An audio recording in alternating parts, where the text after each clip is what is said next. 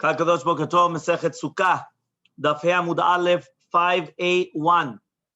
We said, Tanya, we learned in a Braita. Rabbi Yosef says, Me'olam lo yirda Shekhinah lemata. Right? The Shekhinah never actually went down to the reshut of human beings. Velo alulu Moshe ve'Eliyahu lamarom, but Eliyahu and Moshe did not go up above. Shneimar, but it says in the pasuk in Tehillim, Hashamayim shamayim laHashem, ve'aretz natan livnei adam. Right? The Shamayim is the Shamayim to Hashem, which means that's why we say that HaKadosh Baruch Hu spoke to Moshe from on top of the kaporet, and on top of the kaporet is above the 10 tvachim. Mela, if it's above the 10 tvachim, it's not considered the aretz. But the aretz natan livnei adam, it's another reshut. And from here we learn that a mechitza has to be a minimum of 10 tvachim.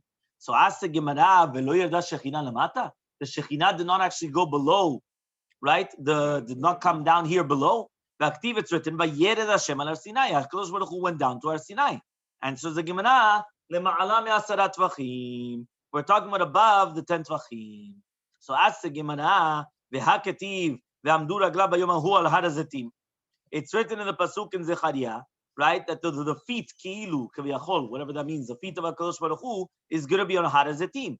And so the Gemara, the same thing, lema'ala me'asara tvachim. It's going to be above 10 tvachim. As long as it's going to be above 10 tvachim, right, it's not really that it's on the ground. So ask the Gemara, okay, fine. So now every single time you're going to answer me that HaKadosh Baruch Hu does not mamash come down here. He's always going to be 10 tvachim above. So it's always 80 centimeters above, no matter what. But now what about, let's take the flip side. We said, Velo alu Moshe v'Eliyahu lamarom. Well, Moshe Rabbeinu didn't go up to the firmament, right? Eliyahu Navi did not go up to the Shamayim. V'aktiv it's written, Moshe ala el Elokim. Moshe Rabbeinu went up to the Elokim. Answers the Gemara, lemata me'asara, it's below 10 tvachim from the Shamayim. So says the Gemara, v'hakti v'yal Eliyahu b'sara hashamayim. What about Eliyahu Navi? There it says, because by Moshe Rabbeinu it's written, right? Shu'ala ela Elokim. He went up to Hashem. But we could still answer that it's below 10 tvachim of the Shamayim. Memela, below 10 tvachim of the Shamayim, it's still not in the Shamayim. But it's written mefurash by Eliyahu Navi, b'sara hashamayim. He went up to the Shamayim, right? In like a. So it says there also above 10 tvachim. Yeah. So he says over here, that's simple to say as 10 tvachim. Yeah. He says, with everything, you could just say that it was always above 10 tvachim.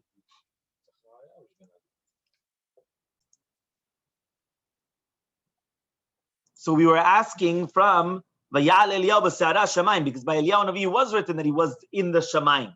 So answers the Gemara, lemata me'asara. No, it was below the 10 tvachim from the Shamayim. It's written, it says in Eov, the ki'ilu, that he was, that's what it says here. It means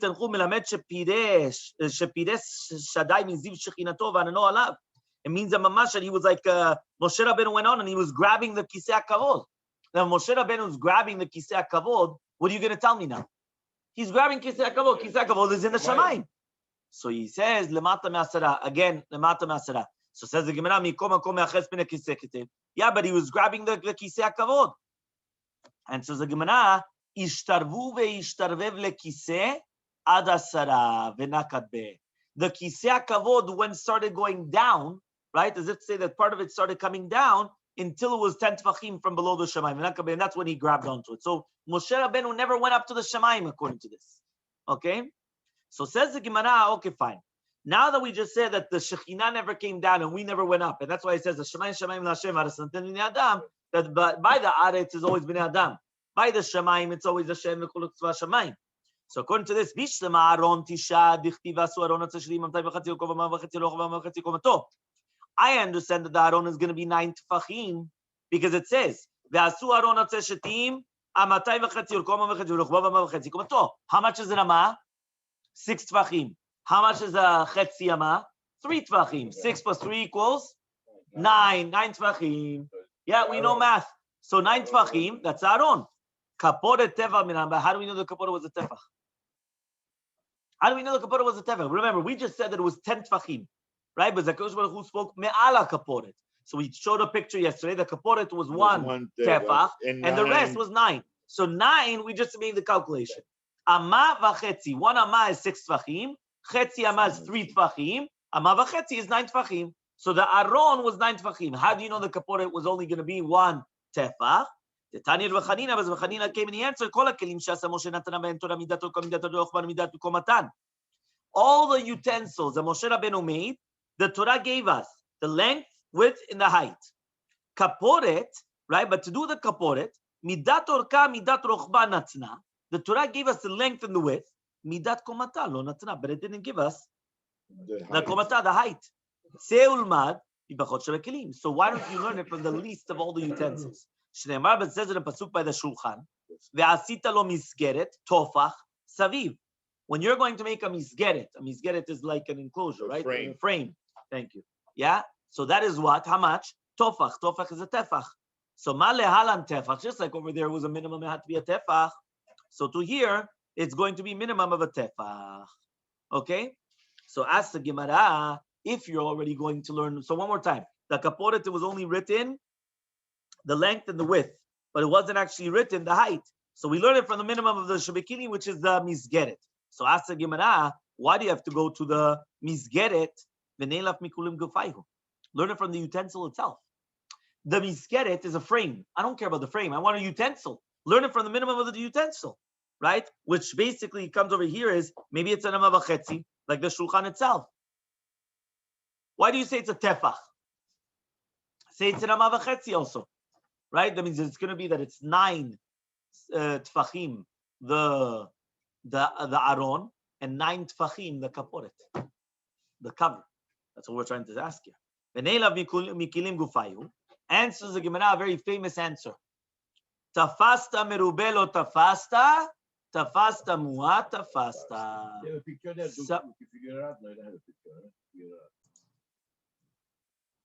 What does that mean? When you want to come and you want to grab, sometimes people, they come, they grab so much, they're left with nothing in their hands. So therefore, tafasta merube, lo tafasta. Tafasta muat tafasta.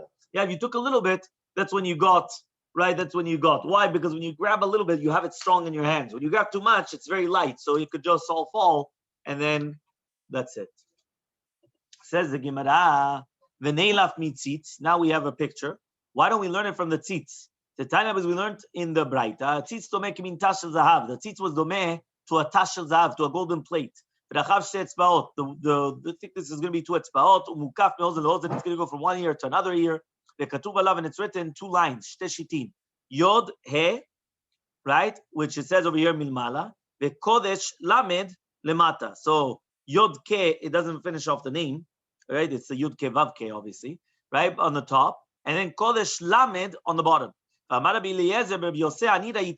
saw it in Rome. V'katuv alav kodesh laHashem b'shita achat, and it's written kodesh laHashem, right, in one shita. Right? So basically what we're trying to say now is that it's brought down in the Braita that the rochav of the tzitz was 2 etzbaot. So that for sure is going to be less than the gov of Mizkeret HaShulchan. So if you're already going to tell me that it's going to be like less, the least of the kelim, why did you tell me it's a tefach? Maybe it's 2 etzbaot. Yeah?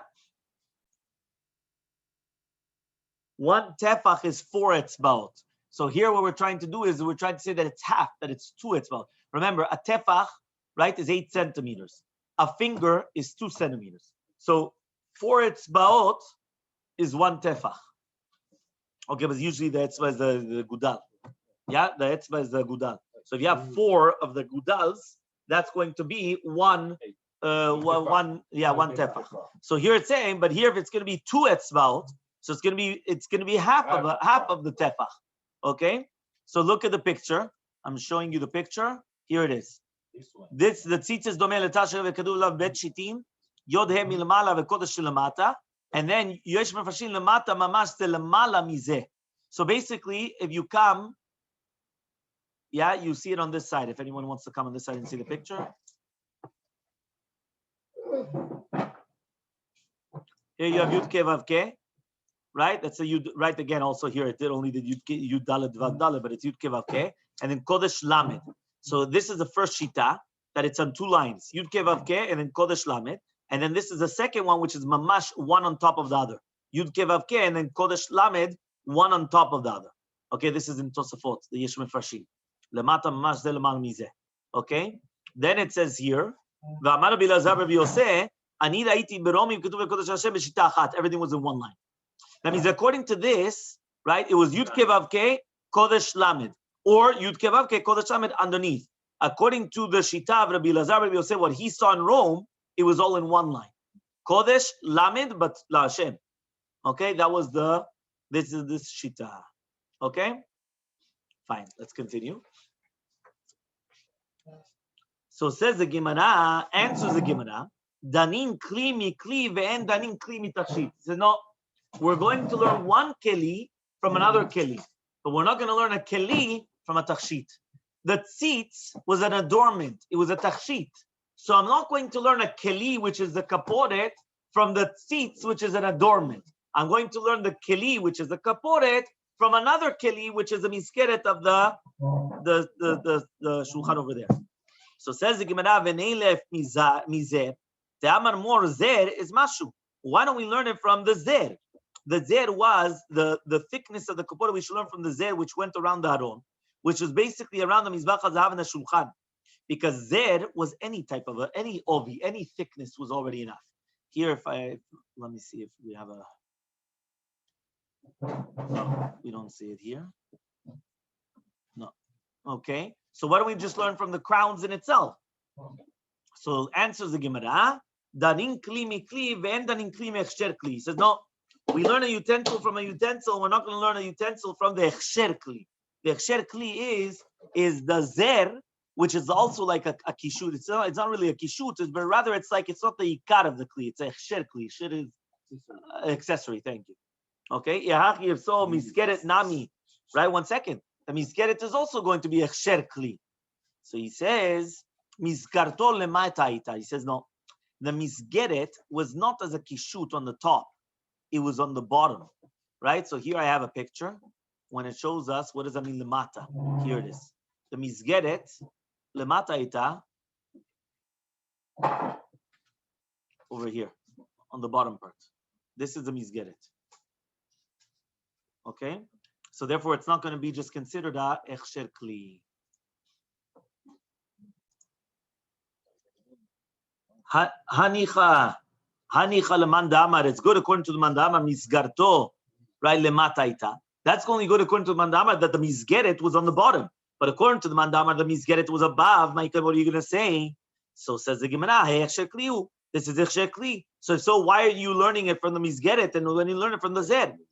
אלא דנין דבר שנתנה בו תורה מידה, דבר שנתנה בו תורה מידה, ואל יוכיחו ציץ וזר, שלא נתנה בהם תורה מידה כלל. He says, no, I'm going to learn it from one utensil, from another utensil, which the Torah gave us measurements for it. But I'm not going to learn it from one to another, which basically where there's no measurements given. By the tzitz, right, which is the head plate, the foreplate, right over here, right, on the head plate of the Kohen Gadol. Right, only the Kohen Gadol had it. Yeah, or by the zer, which was on top, whether it's Aron, the Shulchan, it had these crowns. So that the Torah never gave a measure whatsoever. So since the Torah never gave a measure whatsoever, so that's why I'm not going to learn it from there.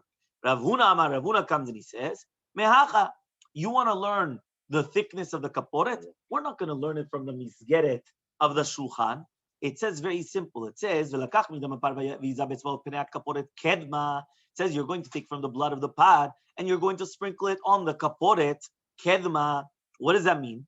For sure that the Torah is talking about the kaporet like something that has a panim, right? But it says al pene. Pene means, right, al panim. Yeah, it's got a face.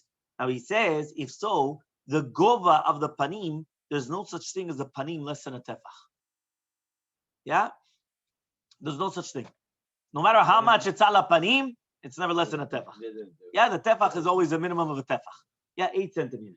No, think about it. Even a baby, take a baby. How big is the face? Minimum is 8 centimeters. Yeah, it's always going to be a tefach. So says the Gemara. So asks the Gemara, ve'ema kapei. Why don't we just say that the midah of the kaporet was just like the panim of Devar Yochni, which is basically an of gadol meod, and it's much more than a tefach. Meaning, if we're already going to the minimum size, why don't we go to a bigger size? We're obviously, you already know what's the answer going to be, right? But why don't we just say it's a bar yochni? I don't know how you say bar yochni in English, but it's a big, huge bird that it's got a very big face. Yeah, we're on Hey Amud Bet on the top. Yeah, so what is the Gemara going to answer? Why don't we take such a big face?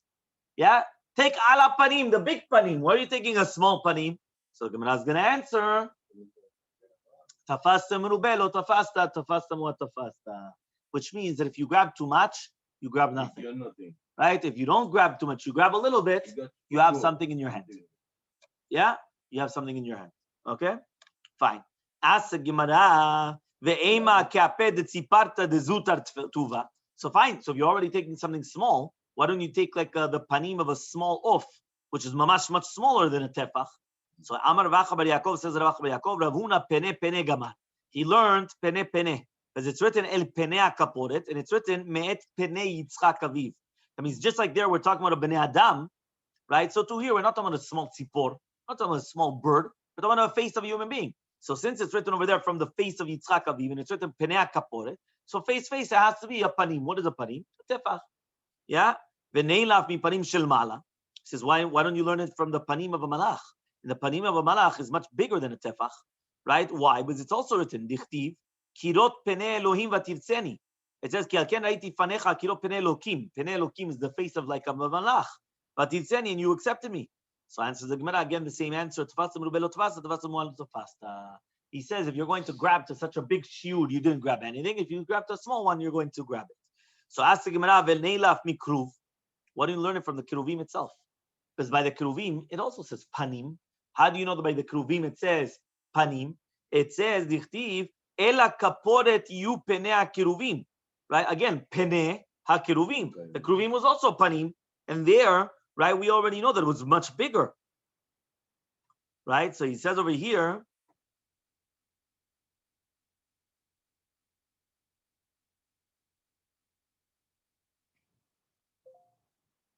Here he wants to say that the ovi of the kapora was less than a tefach. Why is it going to be less than a tefach? He says over here in the footnotes, because we just said now that the milah kruv is like an off. So ever since we don't know which off, so maybe it's going to be a small shiur. So says the Gemara, Amar Ravacha bar Yaakov, says Ravacha bar Yaakov, Gemine, we have a Kabbalah, a Masoret in our hands, she'en pene kruvim pechutim mitefach, that even the kruvim had a minimum size of a tefach. But Ravuna Nami and Ravuna also Me'acha Gemir, he learned it from here because it says Penei Kaporet, Penei Keruvim, sorry. So since it says Penei Keruvim, also it has to be minimum of a tefach. So what is a keruv? Umay keruv? Amar Rabbi Avu says Rabbi Avu keravia. It's like a tinok. Shekem bevavel korin lienuka ravia. Right? That's a ravia. Ravia, right, is a child. Yeah. Abaye comes and he says, now we're going to ask the following question. It says, it says over there that one face is going to be like a kruv, and one face is going to be pnei adam. So now, according to you, hainu kruv, hainu adam, it's the same thing. Which means, how could it be, right, that here we're talking about that one of the faces is the human being, and one of the faces is pnei adam, kiruv and adam, ze oto davar. Yeah, it's the same thing. So why do you say one of them is like a kruv and one of them is bnei adam? It's the exact same thing. So he says, right, aper rav reve ve'aper zutra. There's panim gedolot, yes, panim gedolot and panim ketanot. What does that mean? Right, the first one, pnei kruv, was pnei adam, right, was of a regular human being, and the smaller one was of a tinok, of a child, right, of the child, exactly. So says the Gemara, umimai. So how do we know the chalala sara bar misechacha?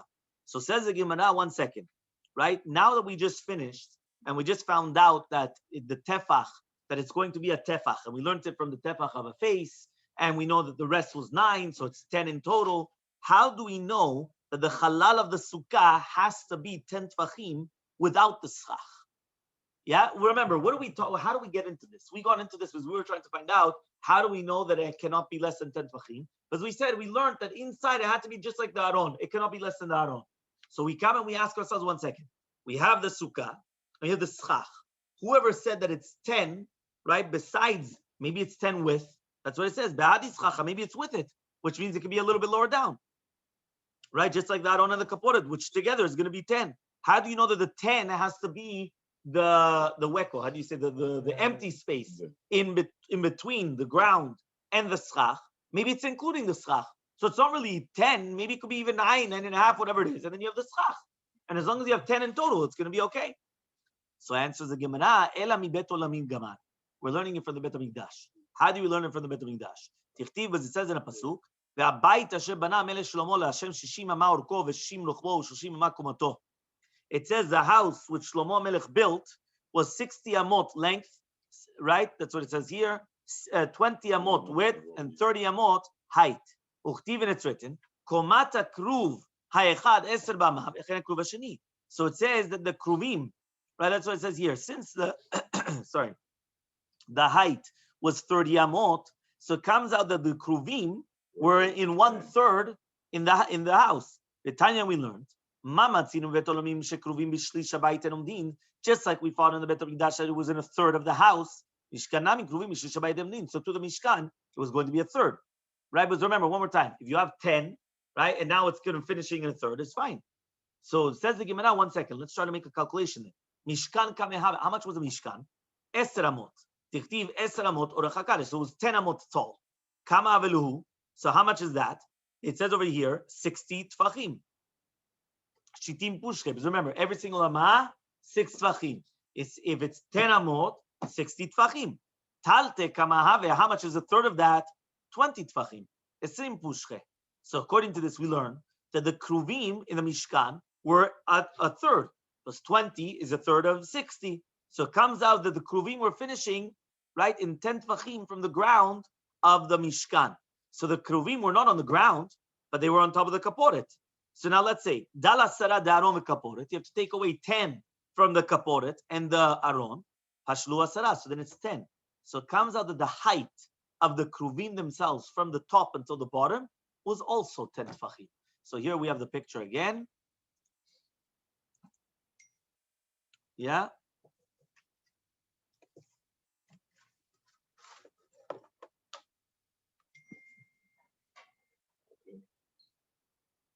This is the 10 and then another 10. So the 10 from the actual height of the kruvim were also 10. Okay? Will it extend? Yes. When they get down, No, well, first of all, we go to the maximum in height. Yeah? So, says the Gemara. Okay. Uchtiv, and it's written. Vayu kruvim porsechen afayim lemala. Right, so the keruvim were porsechen afayim. They were spreading their wings above. Sochim echalfem al kaporet. Kari rachmana sechacha, and it was called like schach. Sechacha is like the schach. So it says over here lemala me'asara, which is going to be above the 10 tvachim. So it says the Gemara. Mimai de gadfinu ilaver rishayhu kaim. How do we know that the kamfei kruvim were above their heads? Right? How do we know that it's above their heads? Dilmal hadir rishayhu kaim. Maybe it was beside their heads, which means it wasn't above. It was beside. So the question is, how do you know that the wings were above? Maybe the wings were here at their head level. So Amar Rav Acha bar Yaakov says Rav Acha bar Yaakov. No, it says porsechen afayim lemala. It says they were spreading out their wings above. So when it says above, it even means mashma that it's above their heads, not at the same height as their heads. Okay. Ve'ima de midale tuva. So says the Gemara, maybe the knafayim were very, very much on top, right? Which means that it's much above. So therefore, why are you saying that it's only going to be 10 tfachim? Maybe it's going to be even more than 10 tfachim. So says the Gemara, mi ketiv, it's written lemala lemala. It doesn't say lemala lemala, right? If it said lemala lemala, that's a double expression. So then I would have said, yeah, it's all the way up there. The fact that it doesn't say lemala lemala, it only says once lemala, it's just mashma a little bit above. So hani chalel Rabbi Meir, this is good according to the Rabbi Meir, good according to Rabbi Meir that he says kol ha'amot hayu benoniyot, that all the amot in the Mishkan were benoniyot of 6 tvachim. But according to Rabbi Yehuda, that he says that Maramasha binyan shat tvachim, that Amava binyan was 6 tvachim, but the kelim was 5 tvachim, which means that there's a difference between how much was an amah. Amah of anything to do with the building of the Mishkan was 6 tvachim. The amah of anything to do with the utensils of the Mishkan was 5 tvachim. That's according to the Shtav Rabbi Yehuda, not according to Rabbi Meir. According to Rabbi Meir, everything was 6. So Meikam, what are you going to say? Aron v'chaporet kama havalu. So how much is the aron and the kaporet? Tmanya upalga. So it's going to be 8.5 tvachim. Why? 7.5 of the tvachim of the aron, right? Which was the gova was a mavachetzi, right? Because again, if you just went to the keli is 5 instead of 6, so 5, half of 5 is 2.5. So 5 and 2.5 is 7.5. So it's 7.5, right? And then you're going to have the 1 tefach of the kaporet, so it's 8.5. Pashalu chatzre upalga. So now you're going to have 11.5, which are going to be underneath the kruvim. So ema sukkah. So why don't we just say that the sukkah is going to be chatzre upalga? It's going to be 10 and it's going to be 11 and a half, right? Instead of 10. Meaning, according to Shitat Rabbi Yehuda, if you're learning everything from the Kiruvim, so if you're from the Aron and the Kruvim and everything in the Kaporet, so therefore, why don't I just say that I'm going to learn it from the Aron and the Kaporet? Aron and the Kaporet, before we said it was 10. Now we're saying it's going to become, right? The Kruvim are going to be 11 and a half. So why don't we just say it's 11 and a half? So says the Gemara, Ella Rabbi Yehuda, according to Rabbi Yehuda, it's Halakha Moshe Sinai also. Tamar Rabbi Chia Barashi Amarav, says Rabbi Chia Barashi Amarav, Shiurin Chatzitzin, right? All the Shiurin and the Chatzitzot and the Mechitzatan and the Mechitzot. So you have Mechitzot, Chatzitzot. Chatzitzot are the interruptions, right? The Chatzitza when you're doing Tevilah, and Shiurim, all the measurements. Halakha Moshe Sinai. So since it's Halakha Moshe Sinai, we don't have a Mekor from the Pasuk. So according to this, even for him, he still has Halakha Moshe Sinai, the same Halakha. Okay? Shiurin Deoraita Ninu. So says the Gemara, are you going to tell me that Shiurin is Deoraita? Right? If it's Doraita, right, we're just saying right now, we have a Mekor from the Torah, so why are we saying now it's Halakha Moshe Sinai? Tichtiv says in a Pasuk, Eretz Chita Usura Vegam Lutorah V'Limon Zeh Shemenuvash. V'Ramar Al-Chadin, it says Al-Chadin, in Kol HaPasuk Zeh Lamed Et Shiurin. All this Pasuk was teaching us Shiurin, the Ne'emar, but it's written, Chita. What is a Chita? For the wheat? Beit HaMenuga, a house that has leprosy. Ditznam, as we learned in the Mishnah, Anichnas Beit HaMenuga V'Kelav Al-Ketav. Imagine somebody comes into a house that has leprosy, and he's got his utensils on him. And he has got his sandalim and his tabaot on his hands, right? Hu vehent mean everything is going to be tameh immediately when he came in. So you come and you see from here, right? Since they're not coming and they're not putting it in, right? They're not batel, right? And they're going to be nitmaim from the fact that when it's coming in. So he's saying that that's it, okay? So he comes and he says, Haya lavush kelav, but if he was wearing the clothing, the sandalav beraglav, right? And the sandalim were on his, that means again, he's wearing it, and he's got the sandalim on his feet, and the tabelotav etzvotav. Who tamem yad? He's going to be tamem yad. The hen and they, the begadim and the sandalim and everything, are going to be dorim ad sheishu b'chdei achila pras, unless they're going to wait b'chdei achila pras. Pat chitin velo pat seorin, right? When we're talking about only chitin bread, not seorin, it has to be wheat bread and not seorim bread. So that's going to be mesav. That's when he's going to be sitting and eating the b'chdei achila pras. But ve'ochel b'liftan, and he's eating it with bread. So basically what we're trying to do is, and that will continue tomorrow on the Bava Mudalef, we're basically trying to say that, how can you tell me it's Halakha Moshe Sinai? It's a pasuk in the Torah. The pasuk, Eretz Chita Usura, we learned this many times already, right? If you remember. Eretz Chita Usura, each one of those is giving us another shiur. So why are you telling me now that this shiur is nothing? This shiur is actually coming and teaching us that it's from the Torah. It's not Halakha Moshe Sinai. So Bezrat Hashem, we'll see you tomorrow.